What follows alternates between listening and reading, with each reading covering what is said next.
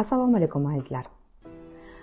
Bojxona hisobida pulingiz bo'lmasa-da, chet davlatidan kirib kelgan yukingizni rasmiylashtira olishingizni bilarmidingiz?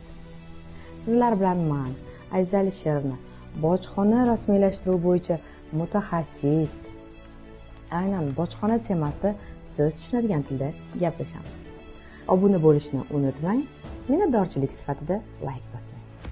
O'z vaqtida naloglarni to'lab kelayotgan va qonun qoidalarni buzmayotgan ko'plab tadbirkorlarni rag'batlantirish maqsadida, qo'llab-quvvatlash maqsadida O'zbekiston Respublikasining prezidenti bir qancha farmon va qarorlar qabul qildi. Biz tadbirkorlarga yanada qulayliklar, sharoitlar yaratildi. Shu mavzuga oid savollaringiz bo'lsa, Ozoda Hayot Impex brokerlariga murojaat eting va bizni kuzatib boring.